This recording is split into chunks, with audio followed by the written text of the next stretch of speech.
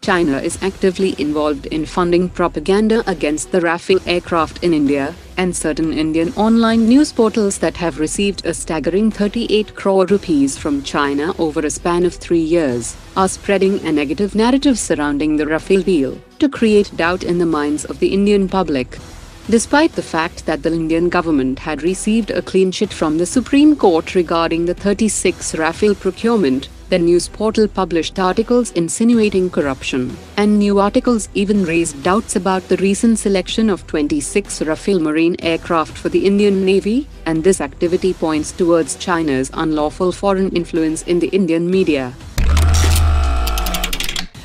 The Argentinian ambassador to India has said that the procurement of the Tejas Mark 1A aircraft are very much under consideration by the Argentine Air Force, and the talks are progressing very much between India and Argentina. However, the only hurdle facing the deal is the presence of British components. He also said that India has offered the Tejas Mark 1 aircraft without the British parts, but the customization will be done only when Argentina places the final order for a batch of at least 16 fighter jets. The Aeronautical Development Agency has confirmed that it has completed the integration of ELTA Self-Protection Jammer Pod 8222 on Tejas light combat aircraft that is designed to disrupt and neutralize enemy radar systems, and will significantly enhance aircraft survivability in hostile environments. The completion of the integration is a major boost for the upcoming 83 Tejas Mark 1A fighter jet, as it features autonomous threat handling and full protection against all radar-guided threats. DRDO's Naval Science and Technological Laboratory has set its sights on creating a new next-generation submarine-launched torpedo. It will have a length of less than 6.3 meters and weigh around 1.5 tons, and its compact size will allow seamless integration into the confined space of a submarine. The DRDO is exploring advancements in electric motor design and battery technology to ensure an improved range of over 50 kilometers, and it is expected to be ready within the next 4 years.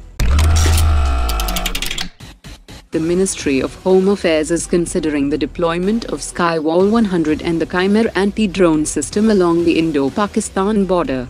The Skywall 100 is a handheld system that launches a projectile that deploys a specially designed net to entangle and bring down the enemy drone, while the Chimera system can block radio frequency of enemy drone within a range of 1 kilometer, which has been offered in a joint collaboration between French firm Submarine and Godrej Aerospace. The National Security Advisor of Guyana visited Mazagan Dock shipbuilders, and the visiting delegation was given a detailed presentation exhibiting the shipyard's capabilities, and was also shown around the yard facilities. TATA Advanced Systems has confirmed that the first flight of the first indigenously manufactured C-295 aircraft from the final assembly line in Gujarat will take place in 2026. Airbus Defence is transferring the entire technology of C-295 to TATA, allowing India to become self-reliant in the production and maintenance of the aircraft throughout its life cycle with the highest standards of quality.